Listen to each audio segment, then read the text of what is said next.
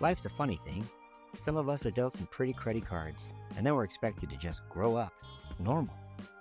That leaves a lot of us to struggle as we navigate through life's difficult times. And if you're anything like me, you have no idea what the hell normal is. Welcome to the Wishbone Podcast with me, your host, Luko Ohana, as we discuss and share our life stories in hopes of helping each other out. So if you got 30 minutes, let's talk about it.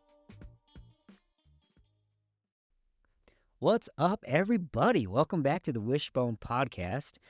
Episode 5, a very exciting episode. It's about my boys, titled My Tarzans, and I am so excited to be able to get the opportunity to talk about them. If you haven't gotten it by now, they are definitely a gift, a blessing for sure, and it's so funny how it was me and my brother growing up, and that failed pretty miserably. And now I get the opportunity with two boys to kind of correct things and do it right. And I'm hoping every day that I can. I understand just how fleeting a relationship can be. And I really work and strive very hard to maintain a good relationship with my boys so that in the future we are still talking. I think that will be the fruits of my labor, as if I'm 80 and they're 50 and they are still talking to me, and as a loving family, loving father-son relationship, that to me is my goal. So last week's Gray Matters question was, should we suffer? And man, that's a doozy. I definitely think to live is to suffer, and that is a cliche, but it is what it is. We don't get the opportunity to choose the life events that are thrown our way, but I do believe we play a heavy hand in how we come out of those life events. I'm a big believer that if we don't find upward momentum out of these life events, out of this opportunity of suffering, then we will be stuck in the cyclical nature of that suffering. It's a pattern.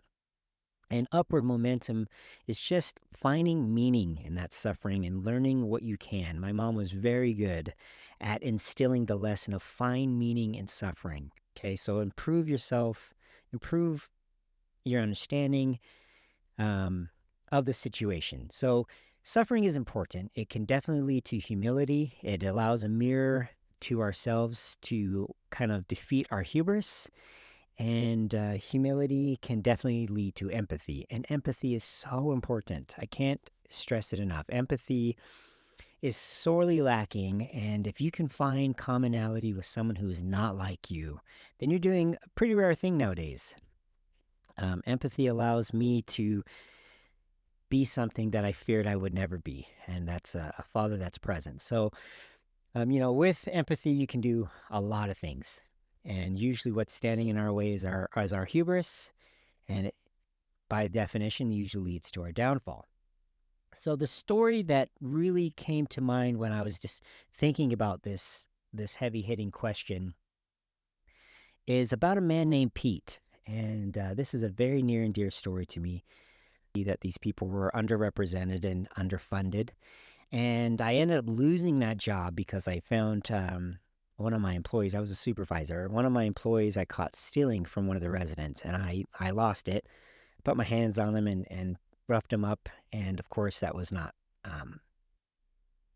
met with approval. So I was let go from that job. I can't say I wouldn't do it again. It infuriated me. These people are getting like $50 a month to live off of. And it was just heartbreaking that you're going to steal from this vulnerable population. But anyway, back to Pete. So Pete had a sister named Kathy. He and his sister both had microcephaly. They suffered from an anomaly where the skull is smaller than the brain, and so it causes physical damage to the brain. And it's obviously genetic because both he and his sister suffered from it. And they were wonderful, wonderful people. They had a hard time talking. Kathy was a joy. She would come around the corner and go, "Gotcha!" And she'd try to scare you, and just had a lot of smiles on her. She'd always dress up, always had a purse on her, and then she'd just wander up and down the halls. Pete, on the other hand, Pete was a little rough around the edges. He obviously had a very rough upbringing, very tough. He was missing some fingers because he actually chewed them off. And when he would get upset, he would bite his hand and kind of hit you with his elbow, and he'd kind of come at you, and he would say, everything he communicated was something that he was repeating that he heard from his past. So if he was mad, he would refer to himself in the third person. Pete said, "Don't do that. I told you not to do that, Pete." And then he'd come at you real hard. But what belied that appearance rather, was this gentle, gentle soul. And for whatever reason, Pete and I just connected. And so there was a few times where he would, I'd say, "Hey, Pete, it's time for dinner." And he'd say, "Pete, I told you not to do it." And he'd come at me, and then I'd say, "Hey, Pete, you want to go grab a snack?" And then he would say, "Yeah, Pete, want a snack? Let's go get a snack." So then we'd go and grab a snack. And it just led to this beautiful interaction that he and I had. And I think the reason we developed this relationship is because I could be vulnerable and yet be on a level of understanding as he was. I was able to kind of show my vulnerability that mirrored his and tapped into his kind of vibration of abuse and healing and where he was in life. Now, he was probably 3 times my age. He was definitely approaching his 60s, I believe. And I was 19, I think, maybe. But again, this continued on, and Pete suffered quite a bit of physical and health ailments. He had congenital heart failure. He had a hard time taking care of himself, as someone who has microcephaly would. And there's a couple times where this job really, it was a disgusting job. I didn't mind it, but it was a disgusting job. That job, I got pooped on, diarrheaed on, thrown up on, spit in the face on, blood all over. I had a gentleman ejaculate on me, and it was just part of the job. There was a very young woman who had Down syndrome, but she was very overweight. A lovely woman named Christine. She had lactose. She was intolerant to lactose, but they still fed her lactose. And so one day she took off her diaper that she had diarrhea in and threw it at me. And I always joke that it was this Chinese death diaper star, because it just flung this line of diarrhea right up my face and all that. And it is what it is. Another time we had heavy rains, and the downstairs started to fill up with water. It had been clogged by all the sewage, I guess, that ran in off the street, and it ended up being a lot of human fecal matter that backed up. And the worry was that it would fill the downstairs and start to overflow into the residents' room. So I couldn't have that. So I waded around my hands and knees in about 1.5 feet of water and found the clog and unclogged it, and it ended up being just feces that was clogging it. I'm not saying that to brag. I'm saying that's the kind of conditions that a lot of our vulnerable populations are living in, and it's disgusting.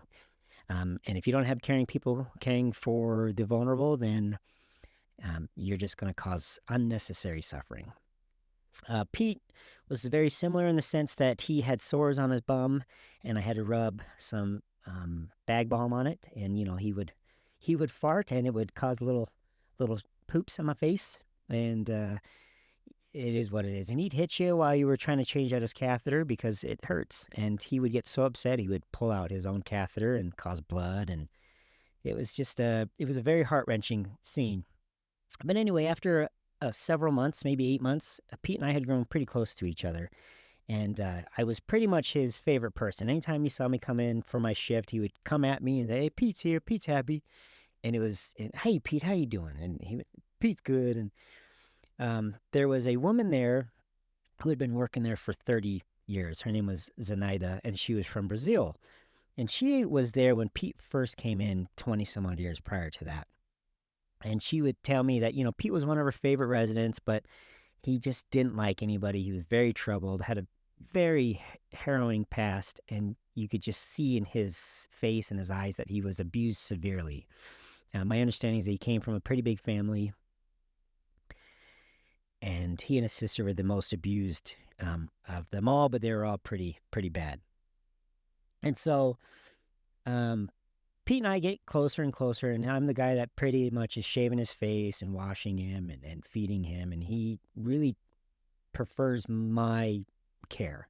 And it's a great compliment if you can get to that place where someone who's been abused trusts you to do things that are, allowing them to be more vulnerable than the rest of the time there, then it's a big compliment. They're lowering their guard because they trust you, and that trust is not to be taken for granted. So his congestive heart failure started getting worse, and he developed this really bad cough.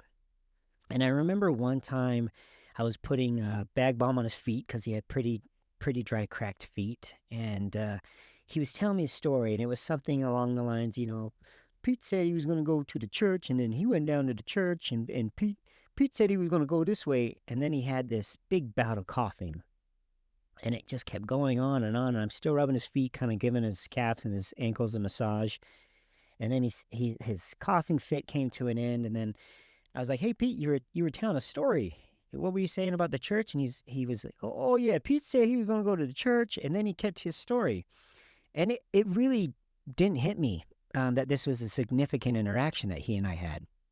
However, I happened to look over and I saw Zenaida, and she was bawling. She was just tears were falling down her face. It gets quite emotional telling the story, but Zenaida was telling me that in the 26 years that she had been watching Pete, she had never seen him actually communicate the way he was communicating with me. And it really brought home to me just how close he and I had become. And little did I know that I would eventually, this was one of the last few times I had with Pete. And so, Zenaida and I talked quite a bit in length about that conversation, and she was just such a sweetheart. She thanked me for being able to be real in that moment with him. And again, I'm young and naive, and I just didn't realize um, the brevity of the situation. Uh, in the meantime, Pete's health is declining, and he is admitted to the hospital. And it's on a shift that it's at near the end of my shift where he gets admitted. So I feel compelled to follow him, and he needs a caretaker. So I I go to the hospital and I stay in the room with him, and him and I are holding each other's hands. And I think I worked like a 30-hour shift before I was forced to leave. And it was very distraught situation for me, and I'm sure for Pete. So anyway, I left to go home and get some rest before my next day shift. And so my next day shift would be with Pete. And so I came back, and I remember going into the hospital room, and one of Pete's older sisters was there, one who, didn't suffer from microcephaly. And she was holding his hand. But as soon as Pete saw me coming through the door, he got so excited. No, not to say he wasn't excited for his sister, but it was beautiful to see him get so excited, and he started clapping his hands and gesturing me to come over, real quickly, get over here. And I sat next to him, and he held my hand, and he's clapping my hand, and yeah, Pete's here, Pete's here, Pete's happy. And so I held his hand. I said, "You okay, Pete?" "Yeah, I'm okay, I'm okay." And he was just so excited to see me, and I was so excited to see him. And again, it reminded me to tell this story because to suffer allows you to be humble and to empathize. And for someone who had gone through so much pain as Pete had in his life, to see me as a friend or even as an equal, maybe, perhaps, was a great gift, I think, for me. And I hope for him in some small way, for sure. Um, the beautiful part about this story is just like I had suffered growing up and had my own story to tell, so did my sister Odelie, and she gained the gift of care. And it's one of the greatest things I've ever seen. My sister has the ability to uh, care for you, whether you like her or not, in a way that will make you feel like a king. She treats you as if you were her own mom, and she is kind of has a reputation of being the best of the best. And so Pete went on to hospice care. I wasn't there to be there with him, and he passed. And I wasn't there for that. And it was quite sad for me. And I remember maybe that year or later that the next year, I was talking to my sister about it, and I was talking about Pete and how much he meant to me. And she said, "Pete, I cared for Pete." And I said, "Oh, really? He was an African American man with microcephaly." She goes, "Yeah, that was my patient." And I broke down. I mean, to know that someone as close to me as Pete was to go in the care of someone such as my sister meant the world to me. I knew I knew that he had received the best care possible. And we did talk about what she did and how she cared for him, and it was the most fitting and to Pete story that I could think of. And I was so proud of my sister that I knew her and I was even related to her uh, in both story and in family bond to know that she was able to give that gift to him. And we are so lucky to have an ending such as that. I know he passed in the most comfort humanly possible. So because she was able to suffer and find meaning in that suffering, she was able to provide that kind of care to a great human being. And so that's that story, and it's difficult to tell each time, but I'm hoping that it provides you guys with something beneficial in life.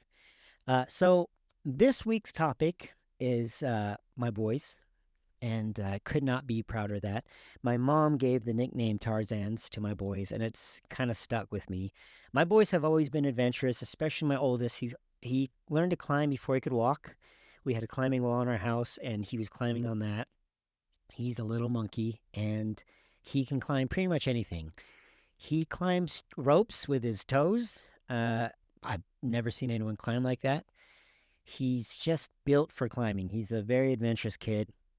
My youngest is the empath in the family. He is just amazing. He's my mini me in so many ways, and he's definitely my promise to myself in the sense that he is what I could have been growing up, and it's kind of cool to see it happening in front of my eyes. I talked a little bit about how both my boys are oops babies, surprise babies, because at the time, or even currently, my ex-wife was going through some pretty gnarly health issues. There are several times where we brought her into the ER, and she pleaded with me not to take her during ER hours because of the cost. We didn't have health insurance, and we racked up a pretty significant medical debt. And I convinced her to go, and the doctor said if we would have waited, she would be in a body bag. So, you know, when we first found out that she was pregnant with Erwin, it was incredible news, amazing news. And I remember uh, we're in the room, we're getting her tested for the 50th time, and we've done this, 4 or 5 times that year. We did it 3 or 4 times the year prior to that. We were just constantly being in and out of the hospital with no answers, frustrated beyond all frustration. She was in her darkest hours just wanting to end it because there's no diagnosis. It was endometriosis, it was ovaricystic fibrosis, it was hysterectomy needed. It just was a lot of things, and there was no light at the end of this dark tunnel. So anyway, they realize that she's on Lupron, and they don't think to test her for a pregnancy because she's on Lupron, and it's supposed to shut down your ovaries completely. But as a lack of anything else to do, they decide to give her a pregnancy test, and they come back. And I find it very funny that they come back with like 6 or 7 doctors. Well, this is kind of scary. And my first and foremost thought is my wife at the time. And so they said, "Hey, we have good news and bad news. Good news is you're pregnant." And I thought, "Oh my God, that's amazing." And my wife and I were very excited. And then the other doctors started to chime in, and they're telling us that they're experts, and their specialty is this, and that babies who are born on this kind of situation don't fare well. And it's very high risk for the woman. And I was thinking, oh, by all means, then we don't need that. And they had suggested abortion, and I was all about it, 100%. I said, let's do it. And for whatever reason, my ex-wife just had this calmness about her, and she just looked me dead in the eye and said, we're going to be fine. And so the decision was made in that second that we were going to have the baby. And they did everything they could to talk us out of it. It got to the point that I had asked them to leave the room because it was getting a little tense. And sure enough, my oldest was born not perfect because his midwife did a horrible job at finding out that he was Frank Breech because we didn't have any ultrasounds done or hardly any. And so my wife pushed for an active like 8 hours only to find out that he was Frank Breech with his feet near his eyes and his butt stuck in the canal. And they took the amniocentesis hook and scratched the hell out of his butt. Could have been his face. Found out there was fecal matter and realized that she was needing an emergency C-section. So sure enough, we go in the OR, have the C-section. I'm there kind of caressing her hair. There's a curtain up, and then they hand me my boy. And, you guys have heard the story. It just amazing. In the meantime after that, we have some struggles. I'm definitely struggling with a lot of issues, and her and I just, it's not working out. And we end up getting into a huge argument once where my son, who's like 9 months old, is terrified. And we're fighting. It's not to blame anybody, but we're fighting, and she's trying to leave me in the growing, and I'm sure I'm being an asshole. And so when she took my son away from me, the look in his eyes said, it just gave me a flashback of my upbringing. And that's kind of what was the genesis of us ending our marriage. In the meantime, we're back and forth trying to make things work, not making things work. And 5 months into our pregnancy, we haven't been talking. And I remember we're at my best friend's house, Mike, who is a brother to me. He's going to be in an upcoming episode about special people in my life. But anyway, Mike and Reed, who are both very dear to me, part of the tripod, as we called ourselves, they sit me down and like, hey, Mandy's pregnant. I'm like, oh, no way. Wow, that's crazy. And Mike's like, because I think maybe they thought I didn't get it. I thought she was pregnant with somebody else's baby. And I think they could see that. And so they said, you're going to be a dad. I'm like, what? And so that was how I found out that my baby Graham was coming into this world. And, the only poor part of this whole situation that I really regret is that I wasn't there for his birth. I watched Erwin while she went to the hospital, and then I went the next day and saw my boy. And she had named him Graham. And I had named my son Erwin after Steve Irwin, who was like a father to me growing up, even though it was just through television. But he meant so much to me and so much to the world that I named my son after him. So Irwin is named after Steve Irwin. Graham is named after graham crackers. No, I have no idea how she came up with the name. She just liked it, and I can't imagine him being any other name other than Graham. And Graham and Irwin have just always been so close to each other. Amazing little human beings. Never did I have any issues with them. No temper tantrums, nothing. In fact, they're kids, they're rambunctious, and I never really found myself straining to understand that. There was one time, and this is the only time where I actually kind of put my hands on my son, as it were. So he had been jumping on the bed a bunch, or the desk, I can't recall, and he was like 3 or 4 maybe.